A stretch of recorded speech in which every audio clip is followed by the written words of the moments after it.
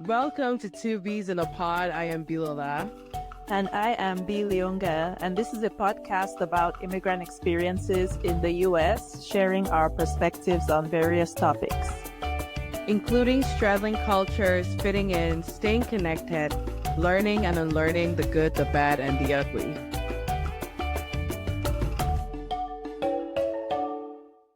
Welcome to another episode of Two Bees in a Pod. We have another very special guest with us this week. We have Flo Ngala, who is going to talk to us about her work as a photojournalist. But before we get into the episode, as usual, we always start with an icebreaker. And Flo, I was told, I don't know if it's correct or incorrect, by B, that you are a fan of Makossa. So Yeah. our icebreaker today is, what is your favorite Makossa song? Right on the spot. Okay. I feel like recently I've been coming across just like a new artist, and one of them, his name is J.R. Nelson.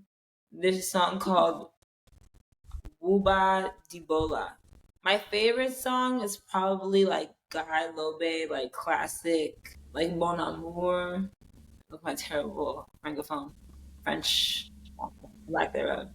But Mon Amour is a favorite, and then I think like some of the classic like Makossa / Sukus blends. Like I realize I love Makossa, but I also love like fast paced Makossa. So sometimes that falls into like Sukus or like Coupe Decale technically. So every once in a while, I think that my taste like ventures between Cameroon and Congo. And I feel like since my last name is also Ngala, I feel like the actual, like there has to be something connected. Yeah. But my uncle told me that our background like goes back to like Kenya or something. But I'm like, nah, there's no way. Like Congo is right there. So yeah, I would say, yeah, I wish we could play the song. Honestly, can we? Are we allowed? Are they going to flag us for copyright? Copyright I don't issue? think so. I don't think so. This song, you know, sometimes there's some songs where like you just hear it and you're just like, this song could be the secret to world peace. That's how I feel about it. It starts off so slow and then it picks up. Hold on, the favorite part. Like it's so fast. It's like it's not Makossa, but it's like it's a Cameroonian artist. Like it's Makossa, but it's like it's the spectrum. So I feel like yeah, Guy Lobe is like my classic, but right now J.R. Nelson, that song has been doing things for me. And I know the acoustics aren't as good through a phone, but I just got so excited I had to show you. Nice. Well, I mean, Bill, I don't know if did you recognize that? I'm not the Makossa expert on this team, so I have no clue. No, I don't listen to a lot of the newer stuff because I feel like I'm a Makossa purist and I'm still stuck in like the 60s. And the closest I've made it to modern times will be the 90s. Anything after the 90s, I'm not really hip to. But I don't know if I can pick my favorite song. I honestly don't know. So there's this song by Frank Bell called Bape Nande. I know that I loved it when I was like 3. That was my song when I was 3. And I used to like mimic the dancing and everything. And the first that I found it on YouTube or Spotify a few years ago, I sent it to my dad so excitedly because I could place myself at a specific moment in time with that song. It's probably one of my favorites, and probably also because of the memories attached to the song. So if I had to pick one, I would go with that. But there's still so many. I love Coty Francois and the Black Steel. I love Juventus by Axel Mona. I absolutely love Toto Guillaume, particularly Dibena. And somebody else just skipped my mind. I can't remember. Oh, yes, Didi Dibango. Amen. That's another one. Yeah. I think, do you know Koto Boss? Do you listen to him? Yes. I like Tom Yums. Oh my God, yes. I love Tom Yums. And Tom Yums has a gospel album. Yeah. Which I've been using a lot lately. Really? Because, yes. So we've been doing a series on grief. And so I've been using like the instrumentals of this song, Cristo Aton Zimba. That's like one of my favorites. And growing up in Douala, it's a song that they use for a lot of funerals. And so I've been using that song a lot for my post this month. Okay.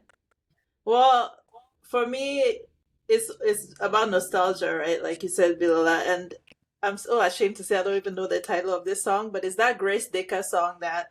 So, Flo, when we were kids, like in primary school, the girls used to put on like dance performances, right? And there was this Grace Dicker song that everybody. Monienge. Yes. Listen, it's like a call. It's a call to action. What's the title of it again? Like it's like It's Munya. Munyenge. It's the one which goes dun dun dun dun dun dun dun dun dun dun dun, and it's like. Yeah, if you grew up in Cameroon in the 90s, you dance to this song, especially the little girls. And I feel like that's the thing. Like every once in a while, I'm like, oh, I would love to just like study this music and the genre and the time, because I feel like it's such a beautiful sound that so many people are so connected to, but unfortunately, it's very dormant in the present.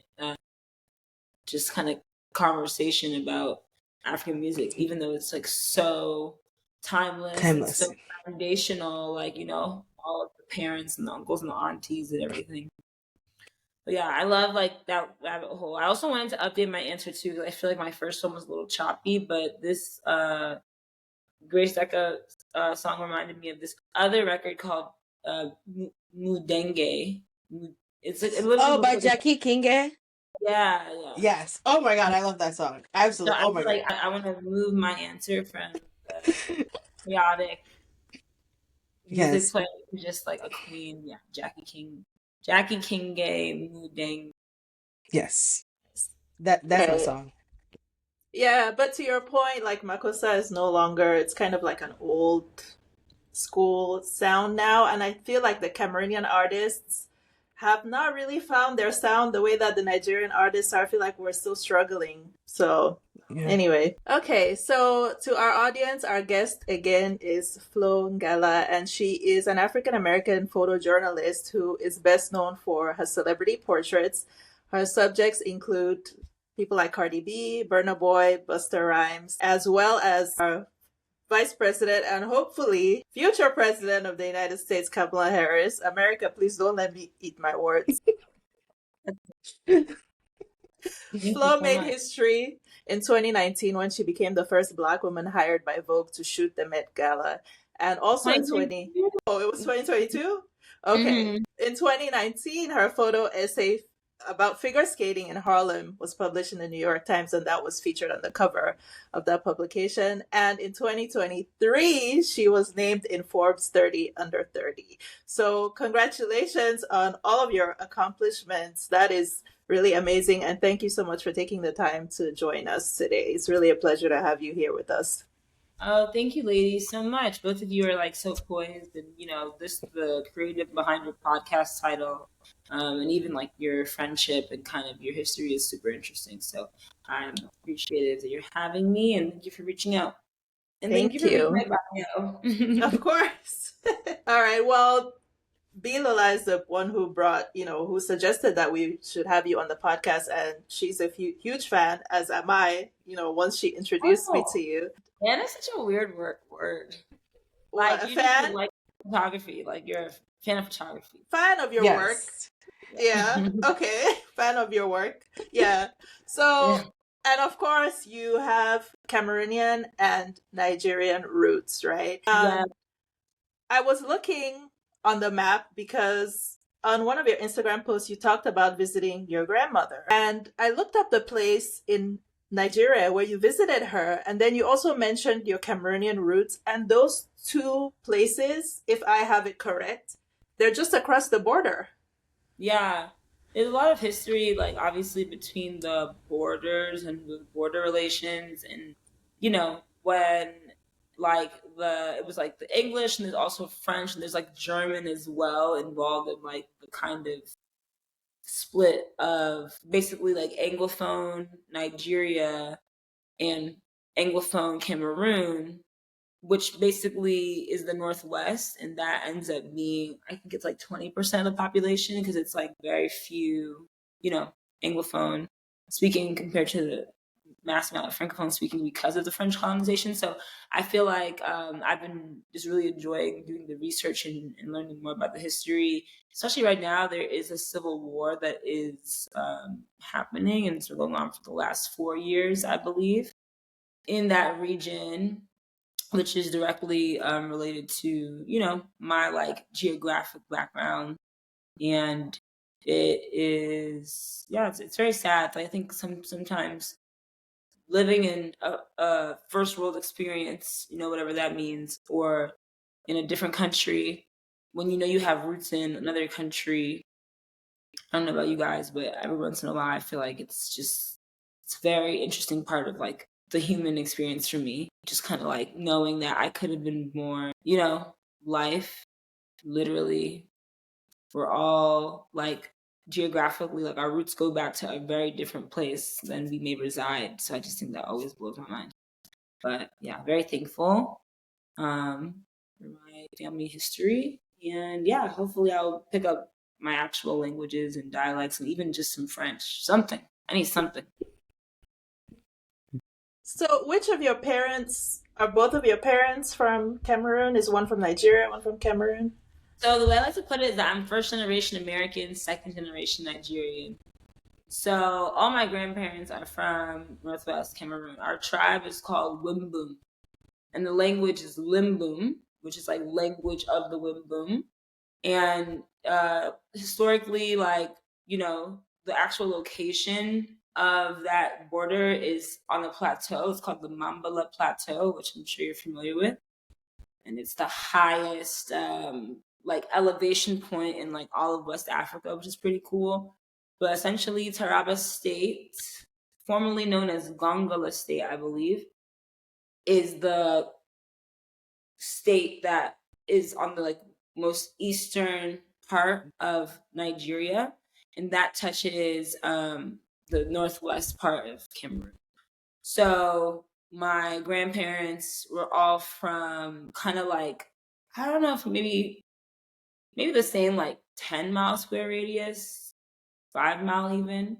But what happened was my maternal grandparents relocated to Nigeria. My maternal grandfather was a missionary slash like teacher. So, or sorry, more so a teacher, and so he spread education. So when he moved to Nigeria, it was sort of like on assignment or like working for Cameroon. But then when he had the choice of like going back or staying and like becoming Nigerian or like accepting that nationality, there was some sort of like, you know, typical like African drama or something, and he wasn't able to go back, and he stayed in Nigeria, and yeah, it's kind of crazy, like his legacy in that region of like so we're from Nigeria again, like the northeast region. It's like very Fulani, like Fulani and Mambala, like those are the tribes that are predominantly there. My family speaks Limbum, as I mentioned. What's crazy is that it's called Limbum in Cameroon, but in Nigeria it's called Kambu. So I never knew that. So I went there 2 years ago and I was saying like, oh, Limbum, Limbum. You know what I mean? And it's like so crazy to see. It's like the same language, same people, but it's a different word. But yeah, my maternal side, like I said, grandparents moved there, had all their kids there. Basically just like laid roots there. Like, you know, my grandfather's, you know, buried in like our family compound in Nigeria, and so all that is very interesting. But my dad's side, yeah, all like kind of Cameroon. But my mom's side, like all my aunts, all my uncles, all my cousins, like everyone is since basically like 19, I guess the 1940s or so is when they relocated. So yeah, pretty cool. Damn, that makes sense. Because if you consider that, and I know parts of Taraba State used to be what was Northern Cameroons, and so after in independence, Northern Cameroons decided to stick with Nigeria, and that Exactly. became Nigeria. But it's so fascinating because you're the first person I want to say I've met in the wild who actually That's cool. family that ended up in different countries because of like one votes, you know. And so that's what I was saying with like the kind of African drama. I feel like from what I remember, because when I went to Nigeria, I definitely was like very inquisitive, asking my family questions, and I really do wish I had more time with my dad, who passed away when I was 13 in 2008, because he was definitely like a very, very proud Cameroonian. But like he went to like Ahmadu Bello University in Nigeria. Like he was like someone who like basically like grew up in the village, like went to the city, like so the Cameroon, Nigeria, even the history of like kind of the development of both of those regions, you see where it also makes sense that like I have a very like hybrid family in that sense, because one side just like went to Nigeria so he could study, and then that's how he met my mom, because my mom was in Nigeria. And so all that being said, yeah, like it's really fun. It's really fun to like do research. I'm like the historian in my family, as they call me, but honestly, I'm slacking on my duties these days. But my grandfather, last thing I'll say is my grandfather, he was like one of the parliament members of like Anglophone Cameroon, so that's really cool. I've like you can like look him up, and like I found like stuff that just acknowledges him. So I just feel like even my last name, like I just have a little bit more pride, like there's like something connected to your family. So yeah, it's something that we all deserve as human beings, and I think being people who are from one version of the diaspora, we're really blessed to be able to ask these questions and do that history research kind of like with our actual family members. Nice. So you were born and raised in New York? Mm-hmm. Okay. So what was that experience like, having, your parents as immigrants, right? Online, we see these skits, like a lot of first generation Americans, like the children of immigrants will make skits about, their parents. And it seems like people have really similar experiences.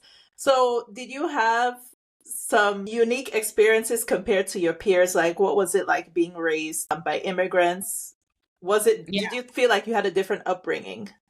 I would say the most specific thing was like my parents are pretty like sheltering of us. Like we weren't really allowed to like go to parties, sleepovers, like none of that stuff. We'd, like just hang out really at other people's houses, and it was very like family knit. Like me and my sister were very, very close. We all just kind of like hung out together, and we spent a lot of time like working in the family business. I feel like it was really cool to experience kind of a glimpse of the American dream. Like after our dad passed away, things got kind of darker, but I feel like we were kind of on this journey or this path to like really feeling like, what the American dream was. And my dad, he was a bit more flashy city boy. My mom was a bit more like kind of like local chill girl, and opposites attracted really. And my dad was sort of like this businessman. My mom did hair, and our experiences were just kind of like the African family like owned a beauty supply store in the neighborhood. And for that reason, I think they have to also be very cautious, because they saw a lot of stuff, just like working and like being in basically like prime time Harlem, like 126th Street and Lenox is like literally like the center of Harlem. 125th is really the center.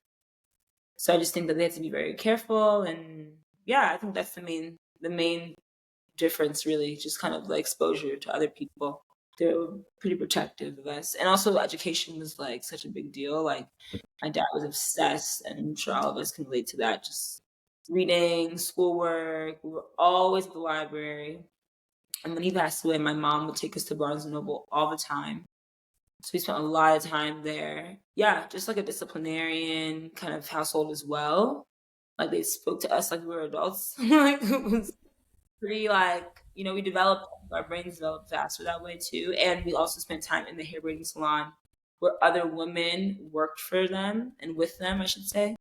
And so we were just kind of socialized to just grown African, like West African women from Senegal, Mali, Guinea, just kind of like we were all in there together, just like hustling. My mom was like standing on her feet for hours. So all these kind of things that you see just kind of be on the inside. And then of course you go to school and you're like African in school, and it's like just different. It's just different. And you remember sometimes like, oh yeah, I'm Black, but I'm not like culturally, I don't relate to like the same experiences that maybe other people who look like me have. So yeah, I think I need a bit more therapy to really dissect my childhood. I was going to Yeah. ask, there's a running joke of we have rice at home. Like, can I have McDonald's? There's rice at home. So did you experience any of the like You there's know, there's rice at home? yeah, for sure. Like my mom is still like to this day the most frugal person I know, and I completely like when that gene was like circulating in her room, I must have like just like swatted it away. I literally like, do not, I can't relate. And my dad, like I mentioned, he was kind of like a city boy. Like, I definitely got his kind of like, love of like clothes and like things. And, now we're in a digital age and era where like everything is so instant, especially with social media. Like I'm super distracted. So I feel like, part of, I think, my conditioning or how I am now actually is a response to that. Like we have rice at home kind of lifestyle. I think having the freedom and God forbid the money to like do what you want to do can be obviously a blessing, but also kind of a curse. And you hear a lot of times about just some of the in the background, like the kind of embezzlement and fraud and this and that, like the normalization of those things like in African countries. And you have to kind of wonder at a certain point, like psychologically, like what is it about these experiences that these politicians are having, that these leaders are having, that allows them to consistently get to places where they can be doing better and doing more with the money, but are choosing to do the wrong thing. And so I feel like, not to, I guess, go too far from your question, but yeah, I definitely grew up with like, very special occasions were reasons why we would do, fancy things. We never went on vacation. Wallahi, we never. I literally always joke about them. Like we never went on vacation. Like I would go to school, everyone would go to like different things, and I know they tried really hard. We went into family reunions, but like I never like like the beach and stuff like that. I don't know, but there's a balance, right? It's like the best times in your life, and also like really traumatic times. And I think that's the thing that like parents are also trying to protect us from. So even though they could probably giving us their last, like I think as a kid, like I wouldn't know, right? Like they tried their best, and there was 4 of us, so yeah, it definitely was a little frugal, but also like they were fancy when they could be. Yeah.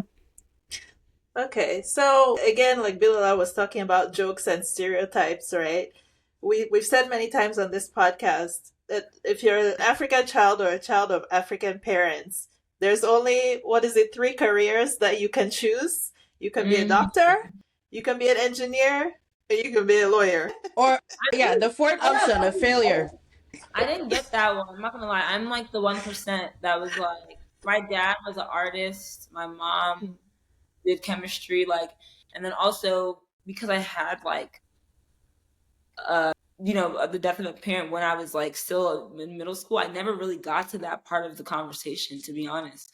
But yeah, my dad was like, he did calligraphy, he did like design, like he was an entrepreneur as well, but he majored in communications. And when he started his business in America, he like was, he literally was obsessed with just like the business cards and the storefront and all that stuff. And my mom was sort of like the the muscle and and the mother at home. So it's like very interesting when these conversations come up, because I love the ability to share, like exchange, different experiences in the diaspora, because it's like, yeah, a lot of us are used to that kind of narrative, and some of us are like, wow, like sometimes I'm like, damn, I wish I like got to be a lawyer, like just so I could have maybe a little more sanity, like being a photographer, being an artist, the most like mentally stable things.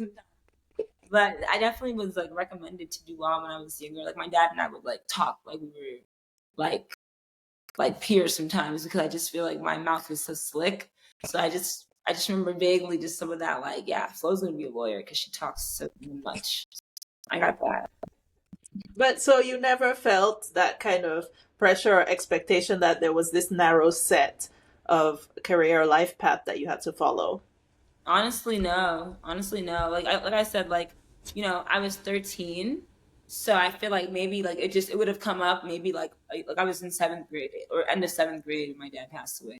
So it was literally like it quickly became like a widow, mother of 4 experience in Harlem. So it's like very like, you know, Survive. yeah, and it's like another, and that's something that honestly back home people deal with that all the time as well. So every once in a while, it's like, I'm like, wow, how the heck did my mom do that? You know? But yeah, I don't remember like those conversations being about like career paths. Obviously, like school, getting good grades. Like I went to a private school because my parents basically pushed me to go into this program that was 14-month like after school like preparatory program, and I was able to just basically get smarter. Like there's a bunch of us, it was very competitive, blah blah blah. And then in there I was like, oh damn, like they're not fucking around, like they need me to work and all the time.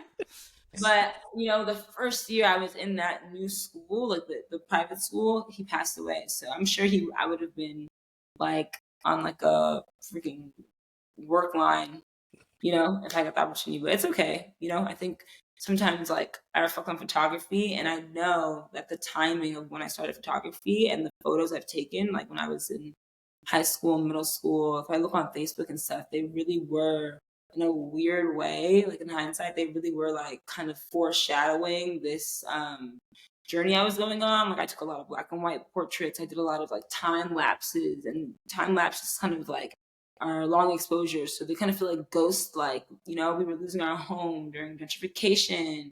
Our dad died. So I'd be looking back like, dang, like, thank God I made it in photography. But if you look at it, it's like very interesting to see, I didn't go into academics, I went into the arts. So equally, kind of channeled and focused that energy into something else, which a lot of people don't get to do, So even though mine was through trauma, I'm at least grateful I got to have like a African artist experience. That's definitely something I'm grateful for. Were your parents on that? Sorry to interrupt, but were your parents were they strict on that? No, my parents, no. They never kind of voiced that. At least if they expected it, they didn't tell us. So we're kind of just, but I still felt that pressure, right? Because it's something that's common in the culture. Mm-hmm. Just the way that you're raised, especially if you're doing well in school, which I was doing well in sciences, it's like people just assume that you have a passion and interest for that and you're going to go on to be a doctor or an engineer. And I did start off when I came to college in the US. My major was initially engineering, and then I switched to marine biology because that's something that I was actually interested in. And then now I work in something that's completely different. But yeah, even though my parents did not set that expectation, just being in that culture, I put the pressure on myself, like, these are the only options. And we've said before on this podcast, when you don't see something, you cannot imagine, right, that you can be that thing. So when you only have this narrowly defined success criteria and like examples, it's really hard to imagine other things. So yeah, the pressure was not from my parents. It was more just being in the context of that society. Yeah, that's real. I really commend our parents. They probably were doing a lot of it out of fear as well. Like I think a lot of people who like have that story, I was like, dang, like I wonder if the parents feel bad when they're like, oh, I was just afraid, to see you fail or to not trust you. It's like your own fear, your own thoughts got in the way of like someone doing something they love. So it's just the human experience. Yeah, agree. Yeah, and Bilala also. Well, you started with doctor, right? You started on the pre-med. Yeah, but this was without pressure, right? Because my father would always say, do something you're good at, but that will also pay your bills. And it was always he would always emphasize that. But my dad is a physician and he saw a lot of patients at home, and I spent a lot of time around him. So I wanted to be a doctor because to me, I'd seen it all. I thought I knew what it involved. And then I got to college and I saw people doing human anatomy and physiology and walking around campus with a dead cat. And I was like, yeah, I don't know about this. Okay. So was it in middle school when you first picked up your first camera, when you owned your first camera? Where did that interest come from? It was in middle school. I didn't own it. I got to borrow it from my photography teacher. Okay, so you took a class in school and that's just where the interest developed? Yep, in 7th, 8th grade, like that was when we got to like try out different like art electives, and then going into high school, then you just stuck with it for all 4 years. So I was like 13, 14. Okay. And then I did it through senior year all the way, like, I think it was like once a week, or I think when I was in, I don't remember how many days a week, but it was actually, no, it was probably like 2, 3 days a week. We got to like go to the dark room, develop film. It was awesome. Yeah. So at what point did you, have the realization or the motivation, like, I want to make a career out of this? Like, when did that develop? Honestly, it really chose me. Like, I was just minding my business and in college, and I got the chance to be in a music video because my friend introduced me to like this casting team. They needed like a figure skater. It's so random. They needed a figure skater in the video, and I used to be a figure skater when I was a kid. And so I've said this a bunch of times, like pretty much every interview that exists that I've done, I've told the story. But basically, like, I was in this video with my friend. We both were like doing like skating moves, and I brought my camera to take behind the scenes pictures. And then the pictures were like sent to the director and the producer. And I basically was like, hey, I was on the set. I'm a photographer, like shooting my shot. And the producer connected the photos to someone who was working at a label called Atlantic Records. And she basically just kind of like gave me the chance to start working with her artist a few months later, just through liking my photos and my eye for photography. And that just kind of snowballed into taking photos for high profile talent, specifically Cardi B. I was like a personal photographer for her for music and music videos, special appearances, and that was for a few years. And then Gucci Mane, the rapper as well, someone who I got the chance to like capture and trail and go to like a few cities with him and kind of be his personal photographer. And then eventually I kind of started up my editorial and commercial and like news career just through different messages and outreach I would get from editors and publications and stuff like that. I didn't want to just like be doing only celebrities. I thought that, I wanted to do more than that. Oops. That's awesome. I mean, I guess this is a lesson, right? If we want to turn it into an inspirational message, because you were invited to a music video to skate, and you had the kind of foresight, initiative to bring your camera and say, I'm going to take behind the scenes photos and I'm going to send them to the producer's director, whoever you sent them to. Like, that's, I think that's an inspiring story and a message, right? Like, don't just go and do what you're there to do. Like, see what other, opportunity is there for you. That's awesome. Okay. And I'm sure you've encountered some challenges, right, in your journey in the industry as just going in as a newer photographer when you were beginning, but also as a Black woman.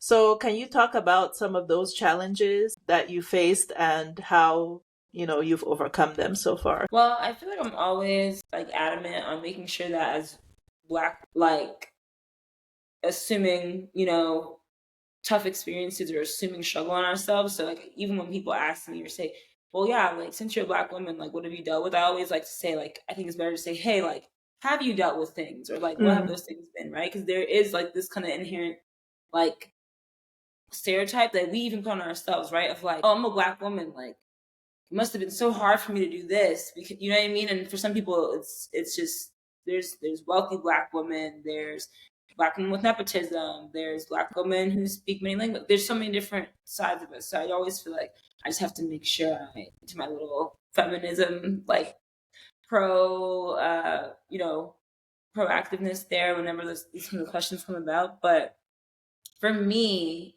I don't feel like I had a hard time. I feel like I was blessed with an opportunity.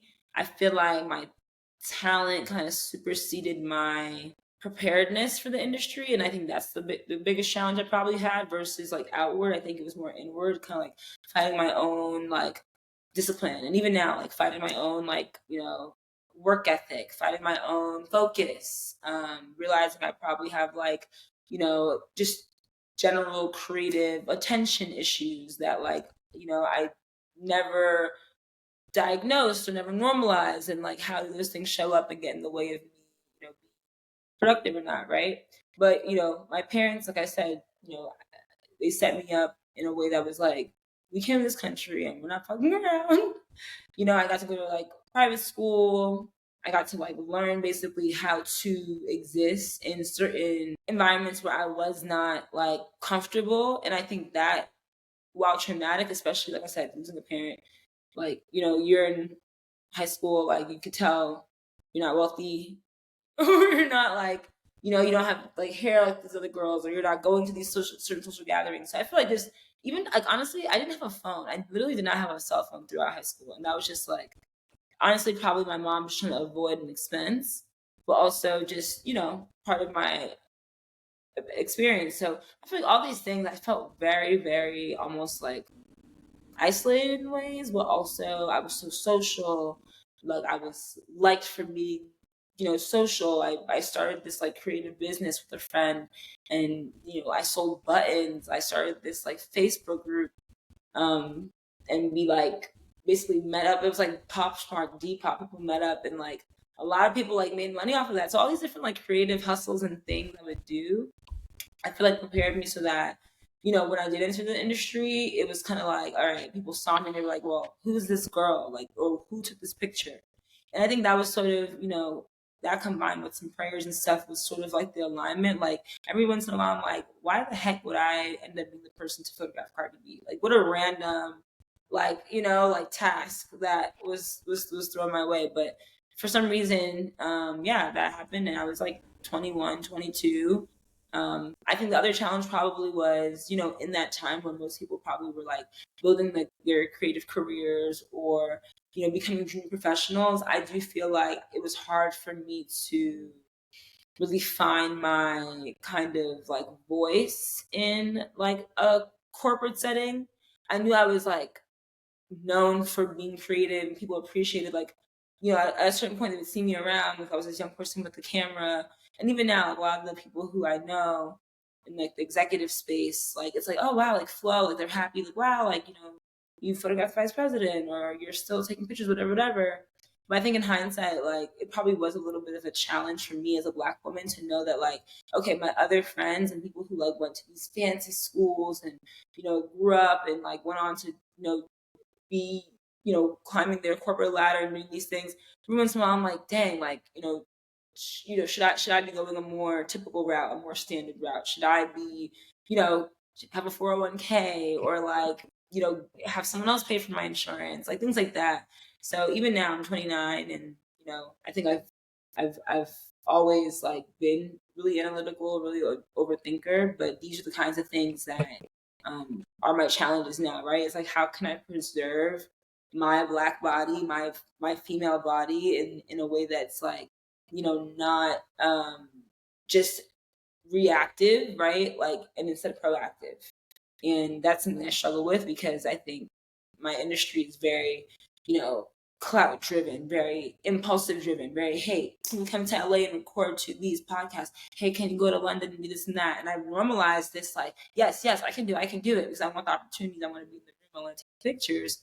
But then it's like, fast forward and it's like, hey, Flo, are you okay? Like, have you gone to the doctor? Like, are you, meditating? Are you praying? Stuff like that. So unfortunately, I had like a backwards kind of, not unfortunately, fortunately, I had like a kind of backwards career where like the receipts and the resume came, but now I have to do the development that I probably didn't do, before. Yeah, that makes sense. Not twist answer, right? You probably thought I was basic. No, I love it. But so when you go into these spaces, right, do you feel like, and I have no clue like what this industry is like, so do you think that Black women are represented like normal? Do you think, because in that accolade in 2022, being the first Black woman, who was invited by Vogue to shoot the Met Gala. That's a first, right? So why is that a first? Is it because there's not representation, or is the industry, is there representation? Yeah, that's a good question. I think like when it happened, some people were like, wow, like that's so messed up that like Vogue is just now hiring a Black woman photographer, right? And then at the same time, some people were like, wow, like you're the first, like that's so cool. And obviously there's like pride and there's excitement about being like, wow, like no one can take that from me. Like, I did that, yay. But at the same time, I feel like it's a few things, right?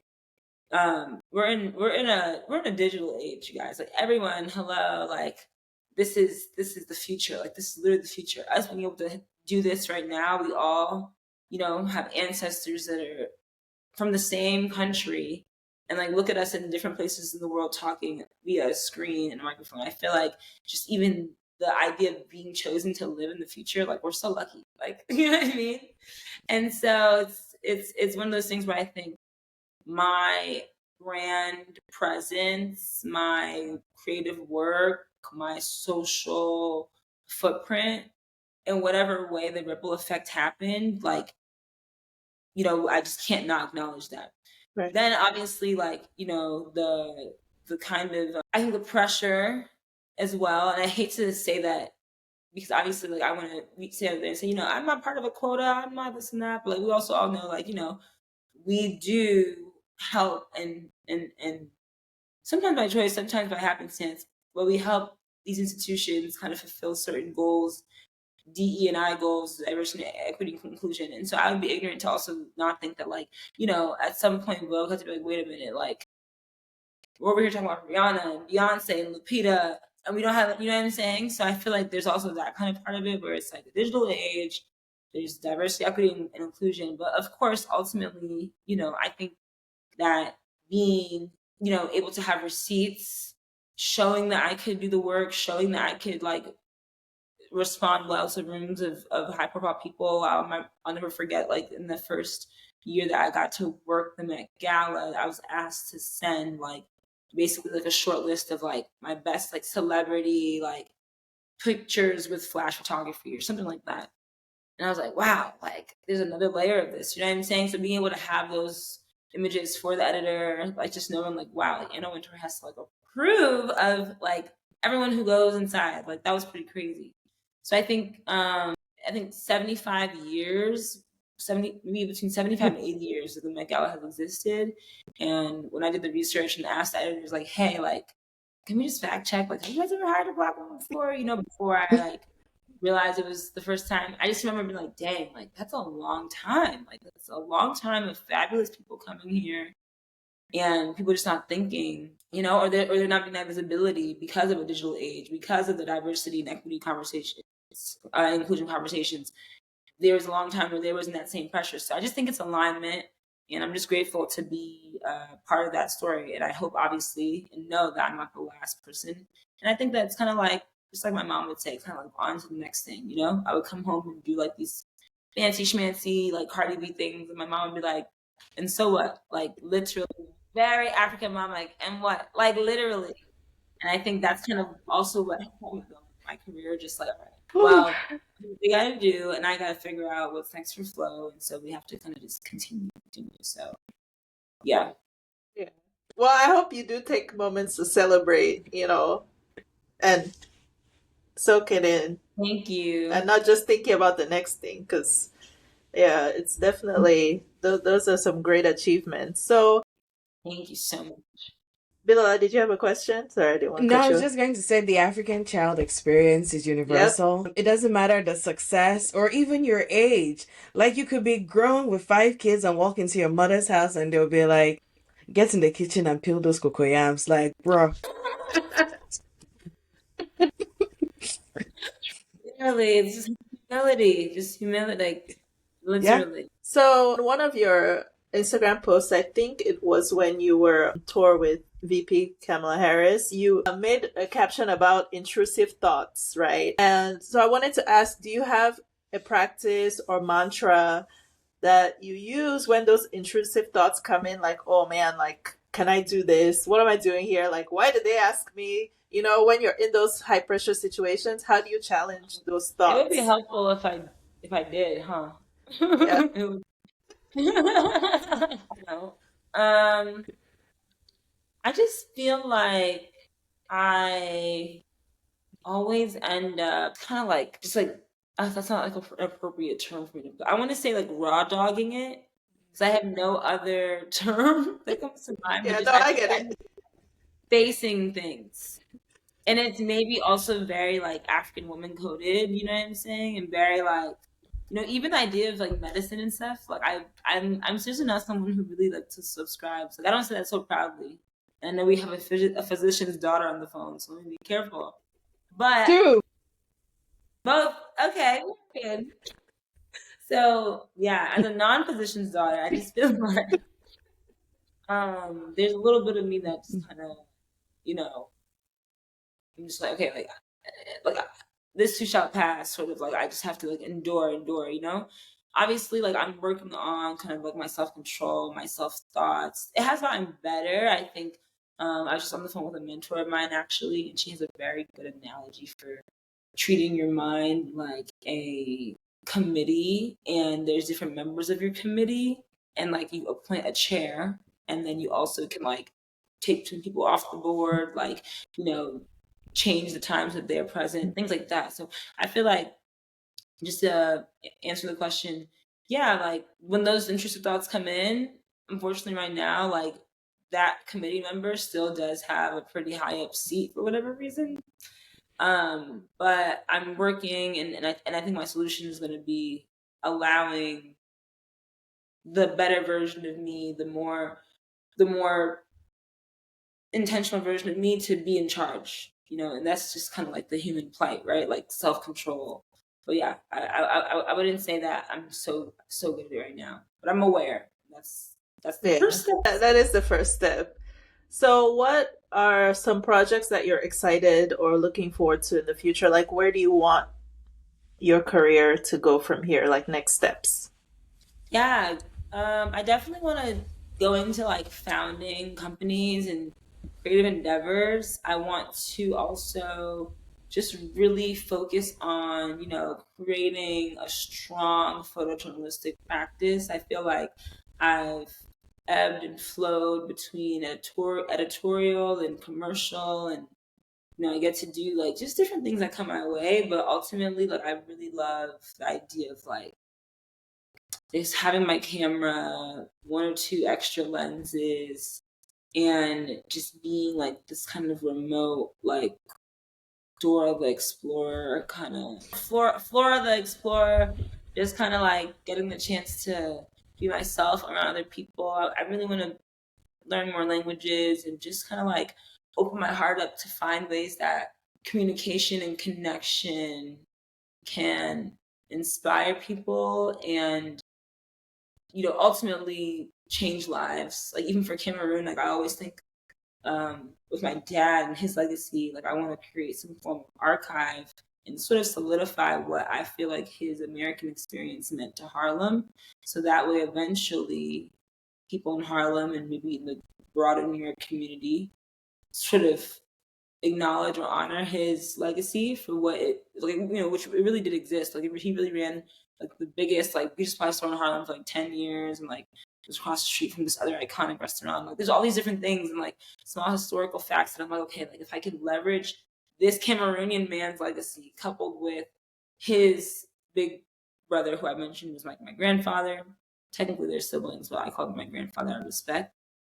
Leverage this person's legacy, right? As as the future, as the person that's in the line of, as someone who bears the Ngala name.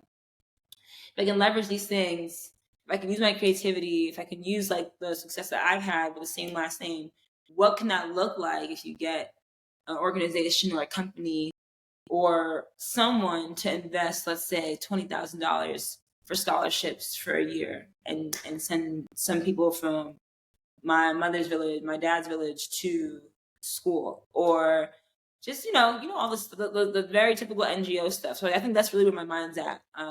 I have this idea for something called Afro Beats on Ice, which I'm like so excited about. Ooh.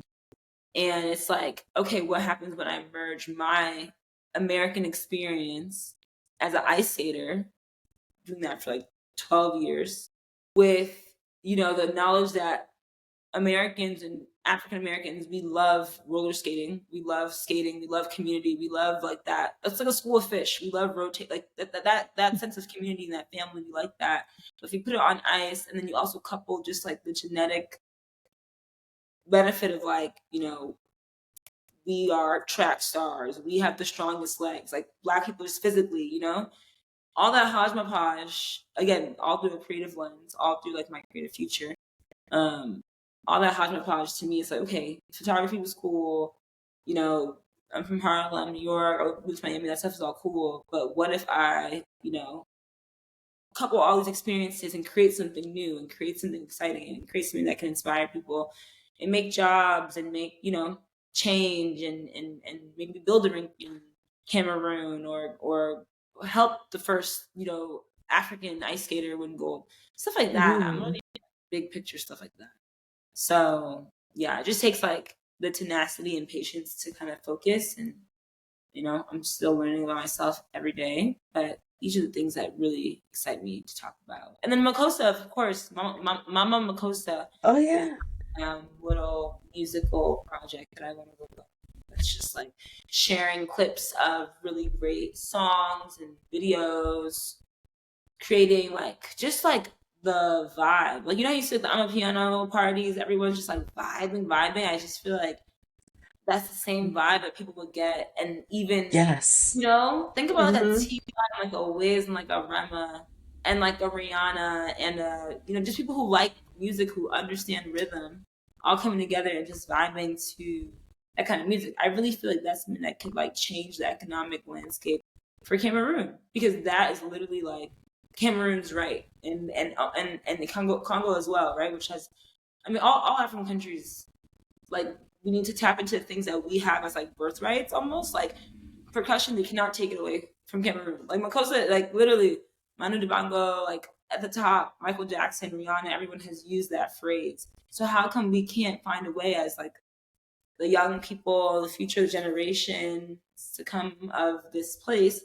How come we cannot use our, collective knowledge of tech and creativity and music and vibes to bridge a gap, to create some kind of, industry, just like Afrobeats has done for Nigeria, just like a lot of things have done. So yeah, this is like really what I think our life's work has to be about. Otherwise, it's just fucking posting like your wins on Instagram, and who gives a fuck eventually? You said a lot of things that have had my head just like spinning nonstop while you were talking. Because you talked about photojournalism. And the first thing I thought about, I don't know if you follow Paul Ninson.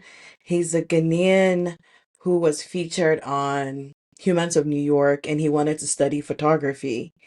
And so he got a scholarship through Humans of New York, through Brandon and Humans of New York.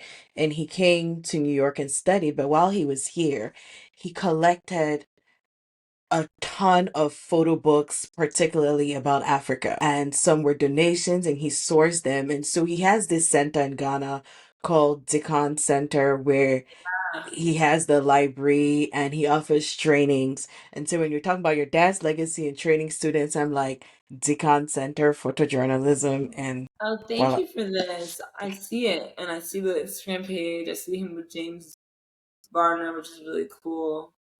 That's great. So he just like curates and collects, and then he also he offers he teaches, like photojournalism, like scholarships or something. Yeah. And I think he brings in like photojournalists to teach students at the center also. That's amazing. Yeah. That's pretty cool. Yeah, I hadn't heard of him before. That's awesome. And I also remember that I do know another first generation Cameroonian who used to figure skate as a child and also teaches classes. So I think I would send you her profile after this. Afro beats on ice though. Sign me up. I've never ice skated. I guess it's a little bit like rollerblading. I don't know, but sign me up. I'll learn. Yeah, I think so. I don't even know. Like it would just blow people's minds. Like even being a Black figure skater is like, whoa. And so I feel like back home, Like climate wise, it'd be obviously difficult because, you know, Right. but there's synthetic ice which exists, and also just the concept again, like genetically, like track legs, runners, like all that endurance and stuff, and that's the exact same tools and the exact same body parts you use with skating. Obviously, it's a lot of upper body control and kind of like, you know, it's all about precision. But I think that when you think about like Disney on Ice, when you think about like just Lion King on Ice, like I used to grow up going to these ice shows, and there is a market for people who are kind of like interested in live entertainment in that way. And I think similarly with children, you'll think about like, you know, Dora comes to Madison Square Garden, or Yabba Dabba Doo, or the Minions. People kind of do have this fascination with just like that kind of theatrical play. So I just, you know, I've been doing some AI stuff. I've been talking to a friend just about like partnerships and stuff. Who knows? Maybe we'll all end up working together. And I feel like it's just a thing that people will be excited about. And especially if I can bring on like, you know, a cast of like skaters of color. You putting all my IP out there, but it's good. It's like it's time for me to release. No, right. But anyway, if you're watching this and you want to invest, Hey. So please. I mean, one piece of advice that I have already got from this, you know, speaking with you is like we were talking about earlier, being able to recognize when there's an opportunity, right, to show your work, to shoot your shot like you did when you were invited to that video. Mm-hmm. So that's already a takeaway that our listeners, if you're a creative or whatever industry you're in, you can take away from that. I know that I will. But what other advice do you have for anybody, but particularly, you know, first generation and, you know, African immigrants who are pursuing creative careers? Because in our culture, that's not something that, like we're talking about earlier, it's not something that is traditionally celebrated or pushed for people to pursue. Yeah. I think the main thing is really just to do your kind of like due diligence and research. That might sound like the opposite kind of answer when you think about like a creative question. A lot of times people's apprehension or like fear to supporting creative careers is because they don't know like the art and commerce of it all, right? It's like you can create a design and put it on Shopify and, you know, sell 1,000 to 10,000 a month, and boom, all of a sudden your design degree, you know, it's helping you make passive income or something like that. You know, you can use your photography skills to create headshots, portraits, events. There are business elements, of course, of the creative world. I think a lot of people just, like don't take the time to see what works, what doesn't work, see what it takes. And then unfortunately there just becomes like this like stigma and stereotype that becomes, you know, struggling artist, or like as if there aren't people who aren't also monetizing creativity.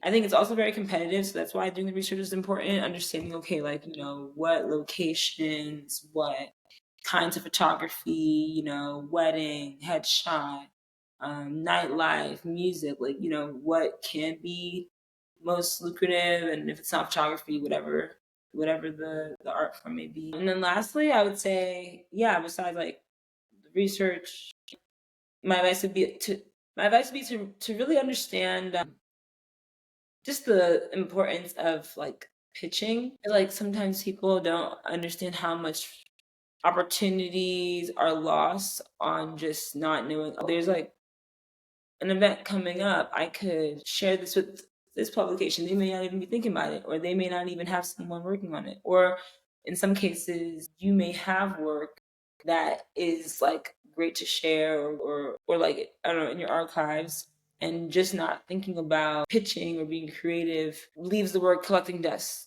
you know, and dormant. So there's so many ways to create opportunities for yourself as well, and not to get too like psychological or like, you know, spiritual, but a lot of times we have to just kind of vibrate higher so that we can kind of pick up and sense these opportunities, like you guys mentioned, or we all talked about, you know, the thing that started my career, like taking those pictures, sending an email. Like these are kinds of moments that happen all the time for all of us, whether you're in transit, whether you're like at the airport, like you're always kind of like ships passing in the night with your next kind of opportunity, or they say what 60 degrees of separation or something like that. 6. 6. Thank you. 6 degrees of separation. So we really have to just like, as human beings and as artists, and you guys have a podcast as well, like just the idea of pitching and being smart and strategic, right? Like this example, Forbes Under 30 Summit is coming up next week. Like I want to interview or photograph the head of Forbes. Maybe I can, make it make sense for this publication, or make it make sense for, this person to sponsor me going, or just things like that. It's been really fun to just kind of play Jenga a little bit with pitching and creativity. So definitely a reminder to young people and to anyone in photography, like you don't have to just sit and wait. Obviously you can go out and look at the calendar, look at, social media, keep abreast of the news and things that are like, happening, and find creative ways and angles to storytell. That's a great point, right? Because there's this perception that if you're a talented person, right, your talent, it just will speak for itself. But no, like to your point, you have to put yourself out there. You have to be somewhat strategic in, sharing your work, because you may be, I don't know, like Picasso, and it won't matter. Your work is just sitting, like you said, collecting dust. I mean, if that's what you want, if you want to just do work for yourself, that's fine.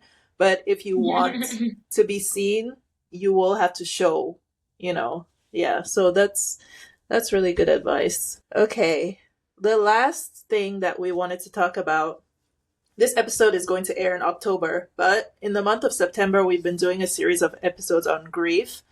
And you mentioned that your dad passed away when you were 13. So we've been talking a lot in the episodes in September about, the death ceremonies, right? And how that's different from culture to culture, how some of that, impacts the way that people grieve. So I'm just curious really quickly, when your dad passed away, what was his death celebration like? Was there a part of it that was, did they do anything in Cameroonian culture, Nigerian culture? Was the celebration all done here? And how did you perceive that at that young age? Well, that's a good question. Unfortunately, I wasn't, like me or my siblings, we didn't have the opportunity to be part of the death ceremony, because it was just like unaffordable for us to all go back home.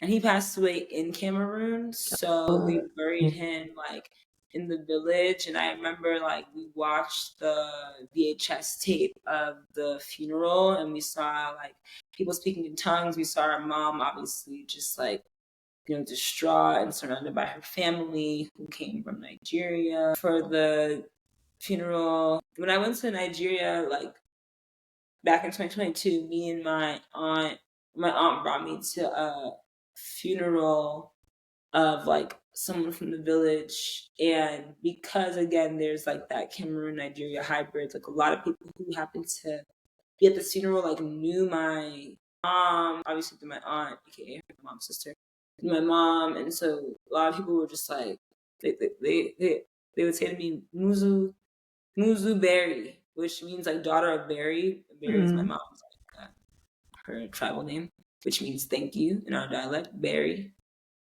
And so they would say, Muzu Berry. So they was like, what? Like Tina's daughter.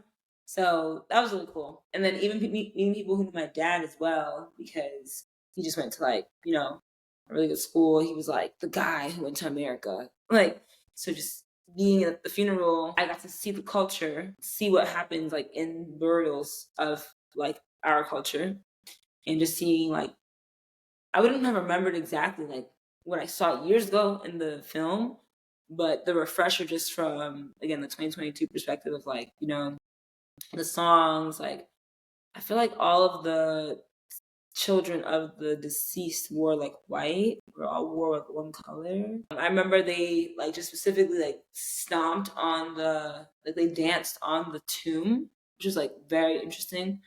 Like they poured, dirt, and then like they would do, like the men would do like a certain dance, like in repeat, like in a pattern. and it'd basically be like a way of like packing the dirt up or like cementing it over until it just, rose all the way to the top and was finished. That was very interesting as well. And yeah, I think again with the kind of joke about mental health, or not joke, but like I think I made a joke about therapy earlier. It's like every once in a while, especially as a first generation American who lost a parent. Like I wouldn't have been here if it wasn't for like my dad being like, let's go here. You know what I mean? Like I would have had we would have been in Cameroon or Nigeria or wherever the case. So I feel like sometimes I'm like, wow, like hopefully one day I can unpack maybe the kind of, unearthed traumas that also come with not properly being able to say goodbye to someone, not being able to let them, rest. Like obviously he rests in peace, but like not being able to lay them to rest, and we also spoke the same day, which was like so fucked up. So all these things, I know I'll channel into my creativity, my work, my story. And, me and my sister talk about like, oh, one day we're going to like make a documentary and talk about our family history. And like I said, like the archives and this and that. So I think that's just one way that I try and allow his energy to live on. But yeah, if I think back to to answer your question and just to wrap this up, like if I think back to the actual like funeral and how things went, it's like I was just minding my business, and all of a sudden my dad died in Cameroon, and then all of a sudden there we were, like like sardines in a pack, just here our mom was thousands of miles away, and then just had to kind of go back to life. So yeah. I'm sorry. Well, thanks for sharing. Yeah, thanks for sharing that with us. Yeah, thanks for listening. It's heavy topics, but very important. For sure. All right. So to our listeners, you can find Flo, first of all, on her website, flongala.com, and she's on Instagram. You can go look at her beautiful photography there, and it's just at Flo Ngala. And again, Flo, thank you so much for joining us. This has been really a great conversation. Audience, don't forget to follow us on Instagram at 2BsPod, and we're on YouTube at 2Bs in a Pod. And in October, our book of the month is The Crown of Thorns by Linus Asong. I recommend that book, Flo. If you've not read it, I don't know if you read any Cameroonian works, but Crown of Thorns is a Cameroonian classic, and it's one that kids in high school, is it high school, Bilala? It's one of their it's part of the curriculum. Yeah. Linus Asong? Yes. Yeah. It's hard to find online. Yeah, it is. Gary, is it about Jesus? No, it's about like a village in Cameroon, right? And it's like it's shortly after colonization, and it's about the struggle between the villagers and like the government appointed governor, and then also about like people not respecting tradition. Yeah, it's good. So if you can get your hands on a copy, like Bilala said, it's. Do you guys consider yourselves like academics at all? No. We're just vibing. Just vibes. Okay. I'm curious. And I'm so thankful to just, be able to fellowship in like conversation with two other women. I'm sure we'll, this is the start of a beautiful friendship. And I hope that you guys girls continue to just, really show up and show out for your or I guess our country, like legacy. Like it's super cool. Just the idea of like Cameroonian podcast hosts, like that's super dope. So I'm really happy for you guys. Thank you. All right. And for our proverb, Bilala, take it away. Until next time. Soup with sweet na money kill, which means if the food or soup is sweet, money spoilt it. Is that what it means? So I'm not gonna lie, this is a tough one, and I've heard I think this is more of a Nigerian saying than Cameroonian, because I've heard it in some Afrobeat songs. I've heard it as better soup na money kill. Yeah, so I think it's basically saying like it's good to have money. Like when food is delicious, it's because the person who made it like had money. So it's kind of you don't agree? I don't know. I'm just. It's because Afrobeats artists are always singing about money, right? So the people that I've heard use it in their songs, it's more like bragging. So I feel like the proverb is saying, if you want to eat good food, you better have money. That's kind of what I don't know if there are any Nigerians listening to this and they want to write in and tell us. That's my takeaway. Soup with sweet. Namoni or namomi?